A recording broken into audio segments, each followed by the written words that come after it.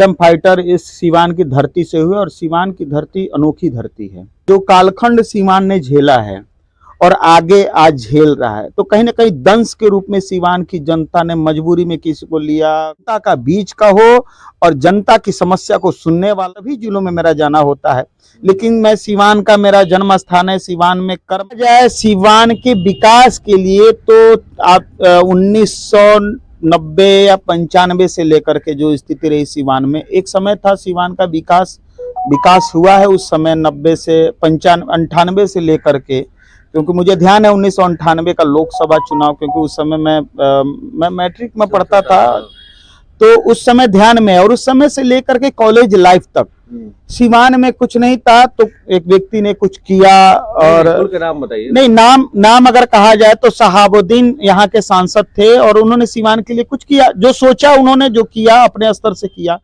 और उसके बाद यहाँ सांसद हुए ओम प्रकाश यादव जी। ओम प्रकाश यादव जी यहाँ की जनता विकास का दृष्टि अगर ध्यान में रखा है, तो केवल मैंने कहा ना, जैसे कि आपको रोड नाला बना देना ही विकास नहीं है। विकास का काम होता है कि लोग चैन से जिंदगी के बाद विकास। नगरीय क्षेत्र में तो कोई विकास उनके फंड का महीने है लोकसभा के चुनाव, और हम लोगों ने एनडीए गठबंधन से यहाँ से कविता सिंह प्रत्याशी होकर के आई। सब लोगों ने मिलकर के कविता सिंह को चुनाव जिताया, लेकिन सीवान चुनावी मौसम शुरू है और चुनाव को लेकर अब सरगर्मियां भी तेज हो गई हैं। बिहार की राजनीति में बात करेंगे, बिहार के हर जिलों की राजनीति पे हम बात करेंगे, और अब बात करेंगे सीवान सीट से कौन होगा उम्मीदवार और किन किन मुद्दों पे यहाँ पे डाली जाएगी वोट, किन किन मुद्दों पे होगी चोट। इन सारे मुद्दों पे हम बात करेंगे। फिलहाल हम बात करते हैं सीवान के 3 ज्वलंत मुद्दों पे। वो मुद्दा है कि विगत के सालों में 3 सांसद ने विकास के नाम पर क्या किया है। हमारा मुद्दा है कि 3 सांसद रहे। पहला सांसद अगर हम बात करें 1.5 दशक पूर्व की, पूर्व सांसद मोहम्मद शहाबुद्दीन, जिन्होंने विकास के लिए सीवान में क्या किया। दूसरा मुद्दा है कि उनके बाद अगर सांसद पद किसी ने संभाला है तो ओम प्रकाश यादव, उन्होंने विकास के लिए क्या किया। और तीसरा सांसद कविता सिंह, जो महिला सांसद हैं, सीवान की पहली महिला सांसद रही, उन्होंने विकास के लिए अपने 5 साल के कार्यकाल में क्या किया। और हमसे बात करने के लिए हैं बजरंग दल के बड़े चेहरा और समाजसेवी जन्मेजय जी। जन्मेजय जी, आपका स्वागत है हमारे चैनल पे। सबसे पहले मैं आपसे जानना चाहूँगा कि जो बिहार में अभी चुनाव को लेकर रणनीतियाँ बन रही हैं, आरोप प्रत्यारोप लग रहे हैं, बड़े बड़े नेता बड़े बड़े बयान दे रहे हैं, और इसी बीच में 4 राज्यों का जो चुनाव हुआ उसमें 3 राज्य के चुनाव में बीजेपी जीत जाती है। कुछ ऐसे चेहरे सामने आ जाते हैं जिसका कभी कोई अनुमान नहीं था, ठीक है, और लोग नहीं समझ पा रहे थे कि कौन मुख्यमंत्री बनेगा। अचानक से बीच से एक चेहरे उठा लिए जाते हैं, लाइन के कतार में सबसे पीछे वाले व्यक्ति को खड़ा कर दिया जाता है। तो अब लग रहा है कि कार्यकर्ताओं को तहजीब मिलने लगी है। लेकिन अगर हम सीधे तौर पे बिहार की राजनीति की बात करें, हम जो बिहार में रहते हैं, खासकर सीवान के आप रहने वाले हैं, सीवान की क्या स्थिति रहेगी चुनाव को लेकर? देखिए, सीवान ये डॉक्टर राजेंद्र प्रसाद की धरती रही है, और उसके पूर्व अगर जाएंगे तो गुरु द्रोणाचार्य की ये तपोस्थली रही है। बाद में अनेकों स्वतंत्रता सेनानी, फ्रीडम फाइटर इस सीवान की धरती से हुए, और सीवान की धरती अनोखी धरती है।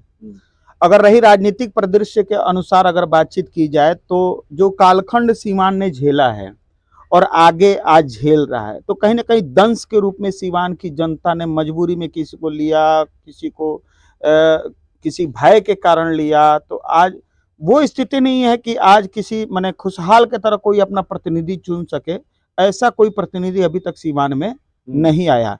एक तो भय का माहौल लेकर के कुछ लोग चले, कुछ लोग उसको दिखा करके चले, और कुछ लोग बिहार के राजनीति के कारण, और कहा जाए जातीय समीकरण के आधार पर ऐसा हुआ, जिसके कारण सीवान अभी दंश झेल रहा है। सीवान को एक ऐसा प्रतिनिधि चाहिए जो कि जनता का बीच का हो और जनता की समस्या को सुनने वाला हो। ऐसा नहीं कि जनता के बीच में कभी दर्शन नहीं हो, ऐसा प्रतिनिधि नहीं चाहिए। या आम हम, क्योंकि हम तो मैं दिन भर घूमते रहता हूँ शहर गांव में, बिहार के सभी जिलों में मेरा जाना होता है, लेकिन मैं सीवान का मेरा जन्म स्थान है, सीवान में कर्म स्थान है, काम भी करता हूँ।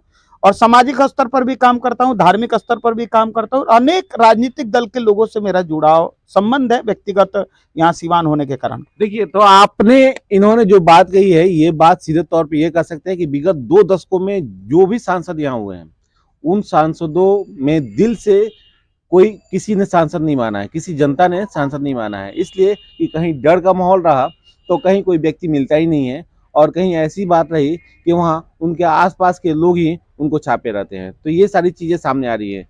सवाल सीधे सीधे और खड़े तौर पे आपसे ये है कि 3 सांसदों में से सबसे ज्यादा विकास किसके नाम आपके दृष्टिकोण से होना चाहिए? देखिए, यहाँ सांसदों के विकास के तौर पर राजनीतिक क्षेत्र अलग है, क्योंकि हम लोग राजनीतिक क्षेत्र से काम करने वाले लोग नहीं, हम लोग एक धार्मिक संगठन से काम करते हैं और समाज के लिए, देश के लिए, धर्म के लिए वसुधैव कुटुंबकम का नारा लेकर के पूरी वसुधा हमारी, ये भारत को मां मानने वाले लोगों में से हैं और इस देश को सर्वोपरि मानने वाला व्यक्ति हमारे लिए कोई कुछ नहीं है।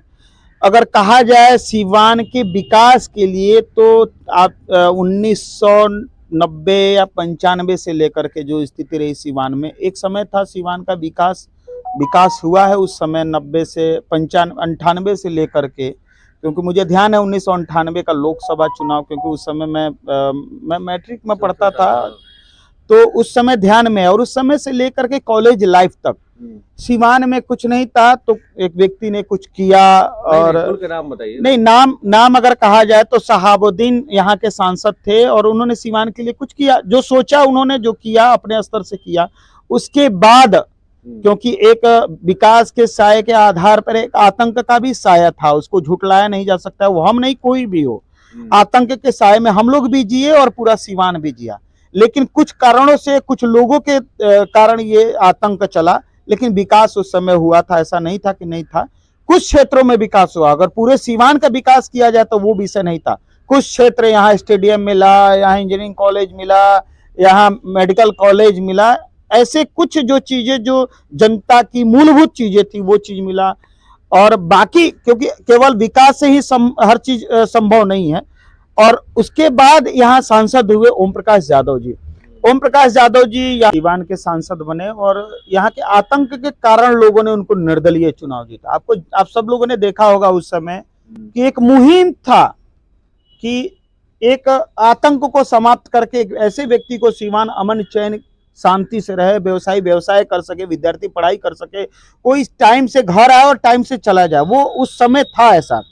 लेकिन विकास का दृष्टि अगर ध्यान में रखा है तो केवल मैंने कहा ना, जैसे कि आपको रोड नाला बना देना ही विकास नहीं है। विकास का काम होता है कि लोग चैन से जिंदगी जी सके। तो ओम प्रकाश यादव जी ने उस समय 10 साल के कालखंडों में लोगों ने जिताया और फिर वो कांग्रेस के पाले में चले गए, कांग्रेस को समर्थन किया। लेकिन ठीक 1 साल के पहले फिर वो बीजेपी का दामन थामे और बीजेपी से टिकट मिला, फिर चुनाव जीते। चुनाव जीतने के बाद विकास, नगरीय क्षेत्र में तो कोई विकास उनके फंड का नहीं था, जो रोड नाला, लेकिन एक चीज उन्होंने किया, सिवान का कोई भी जाति का, कोई भी धर्म का व्यक्ति दिल्ली एम्स के लिए जाता था तो उनके रहने, इलाज कराने के काम ओम प्रकाश यादव जी ने किया। जो जैसा किया उसको कहने में कहीं हिचकिचाहट नहीं है मुझे। लेकिन आज विगत लोकसभा 4-5 महीने है लोकसभा के चुनाव, और हम लोगों ने एनडीए गठबंधन से यहाँ से कविता सिंह प्रत्याशी होकर के आई, सब लोगों ने मिलकर के कविता सिंह को चुनाव जिताया। लेकिन सिवान की जनता, एक तरह से कहा जाए कि सांसद तो चुना अपना, लेकिन नेता नहीं चुन पाया। नेता अगर रहे तो विकास हर दृष्टि से होता है। अब सांसद महोदय से कोई आम व्यक्ति आज तक नहीं मिल पाया। मुझे नहीं लगता सिवान नगर में वो कभी आई होंगी, या किसी के फंक्शन में, या किसी के बाकी चीज में। विकास तो दिखना चाहिए, बोर्ड दिखना चाहिए कि भाई सिवान में विकास किया। जो ओम प्रकाश यादव ने किया, जो शहाबुद्दीन ने अपने कालखंड में किया, इनको भी उस कालखंड में कुछ तो दिखना चाहिए ऐसा कि हाँ, इस 4 साल 5 साल के कालखंड में हमने एक ऐसा विकास, एक ऐसा मॉडल पेश किया कि जनता को कहने के लिए कि मैंने भी कुछ किया है। तो ये चीज है, ये कमी खल रही है और जनता के अंदर ऐसा रोष है कि अब इस बार गलती, अगले लोकसभा चुनाव में ऐसी गलती जनता, मुझे जैसा लगता है, मेरे जैसे युवा जो होगा वो ऐसा सोच करके जो भी अपना प्रतिनिधि चुनेगा वो इस सीवान के हर दृष्टि से विकास करने वाला व्यक्ति हो, युवाओं की सोच का हो, राष्ट्र के लिए सोचने वाला हो और इस सीवान को फिर से सीवान जो अर्थ की जगत के रूप में सीवान को बिहार में एक स्थान माना जाता है, उस सीवान को उस पटल पर ला करके खड़ा करे, रोजगार दे और लोगों की सुरक्षा की गारंटी ले। यहां देखिए आज सीवान में स्थिति क्या है, लगभग 1500 इस कालखंड में 1500 से अधिक हत्याएं हो चुकी हैं। 1500, कोई ऐसा दिन नहीं है जो हत्या नहीं होता है, कोई ऐसा दिन नहीं है जो डकैती नहीं हो रहा, बैंक नहीं लूटे जा रहे, बैंक से लोग पैसे निकाल के ला रहे हैं, उनको छीन लिया जा रहा है, धमकाया जा रहा है, जमीन कैप्चर किया जा रहा है। आज सीवान में बड़े पैमाने पर है। और अगर कोई जनप्रतिनिधि इस पर सवाल उठाने वाला, आज तक कोई हमको जनप्रतिनिधि तो नहीं दिखा, वो विधायक हो, सांसद हो, एमएलसी हो।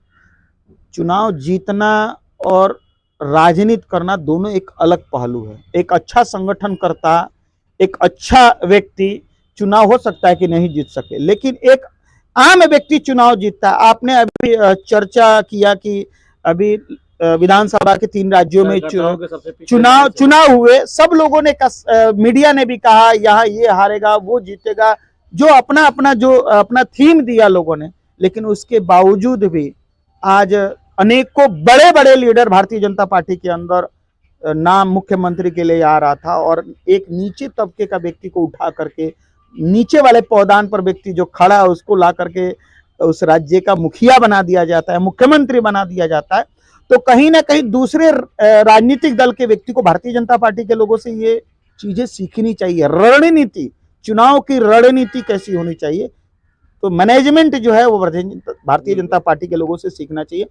और सीवान के लिए मैं खास करके आपके चैनल के माध्यम से, क्योंकि आपने सवाल किया, उस संदर्भ में मैं कहूंगा कि आगे जो भी सांसद हम युवा पीढ़ी चुनने वाली है, यहाँ की महिलाएं, यहाँ के वृद्ध, यहाँ के बच्चे, ऐसा प्रतिनिधि चुनेगा जो कि उसका हर दृष्टि से ख्याल रखे, उसकी बातें सुन सके, कार्यकर्ता हो किसी भी पार्टी का हो।